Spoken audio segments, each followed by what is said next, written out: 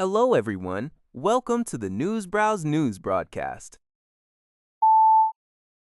NHK reports that the United Nations General Assembly has adopted a resolution endorsing the advisory opinion of the International Court of Justice, ICJ, which states that nations are obligated to take action to address climate change. The resolution, approved by a majority vote on Wednesday, specifically welcomed the ICJ's July 2025 opinion concerning states' duties to reduce greenhouse gas emissions and undertake other necessary steps. It urges all UN member states to fulfill their international legal obligations. The Pacific island nation of Vanuatu, highly vulnerable to rising sea levels, was a key sponsor, emphasizing the real and widespread harm of climate change. The resolution garnered support from 141 countries, including Japan, while 8 nations, such as the United States and Saudi Arabia, opposed it and 28 abstained.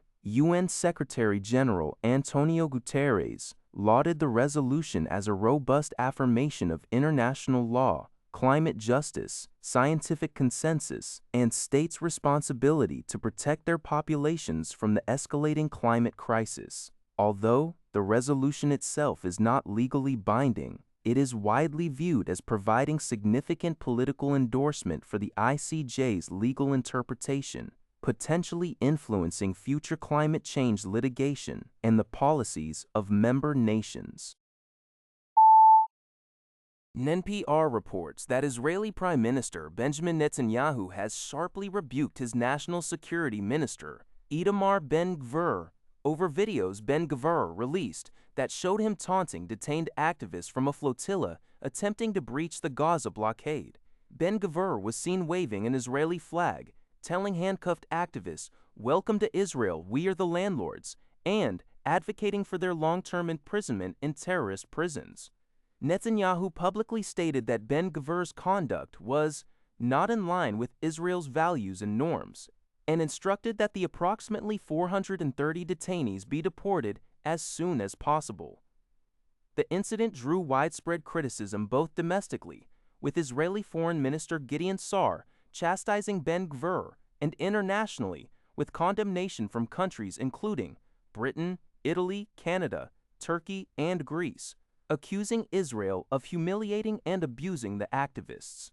Hamas also denounced the scenes. Israel maintains its blockade of Gaza, imposed since 2007, to prevent Hamas rearming. NPR reports that healthcare workers in eastern Congo are facing surging fears as a rare type of Ebola virus, known as Bundibugyo, rapidly spreads. Despite the World Health Organization, TEL, declaring it a public health emergency, local healthcare staff feel underprotected and undertrained in a region already destabilized by militant attacks and a collapsing health system. The outbreak has confirmed 51 cases in Congo and 2 in Uganda, with an estimated 139 suspected deaths and nearly 600 suspected cases, though the true scale could exceed 1,000 abreast, according to one analysis. The virus spread undetected for weeks because it was initially mistaken for other illnesses, and a specific vaccine for this strain is still 6 to 9 months away. The U.S. has pledged $23 million, and efforts are underway to provide aid, but rising costs of health supplies and a lack of isolation facilities exacerbate the crisis in this vulnerable area. According to Liberty Times, German Chancellor Friedrich Merz has proposed that Ukraine be granted associate member status in the European Union while it undergoes its extensive formal accession procedure. Under this proposal, Ukraine would not have voting rights, but its leaders would be allowed to attend EU summits, and it would have a representative in the European Commission's high-level meetings. Additionally, Ukraine would have non-voting members in the European Parliament. Merz outlined this suggestion in a letter to European Commission President Ursula von der Leyen and European Council President Antonio Costa, stating that the EU's mutual assistance clauses would apply to Ukraine, which would also benefit from the EU budget. He acknowledged the numerous obstacles and political complexities of the full accession process, making it impossible to complete in the short term. Merz believes this political solution would significantly and immediately bring Ukraine closer to the EU and its core institutions, though he still hopes for full membership eventually. However, Ukraine might view such a transitional plan with skepticism, as it is eager to maintain momentum towards full. 联合早报 reports that the UK Foreign Office is undergoing significant downsizing, a move that could see its Iran crisis response team cut by half. This comes at a time when the Iran conflict continues, with the Foreign Office having initially established a crisis command center in London to aid British citizens.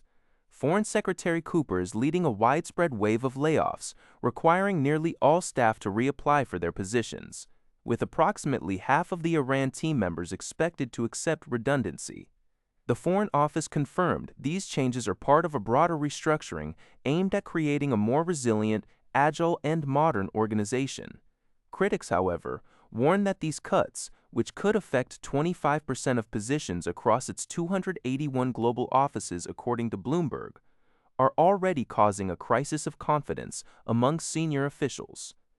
This restructuring also impacts diplomats returning from overseas postings, many of whom are finding themselves without new appointments.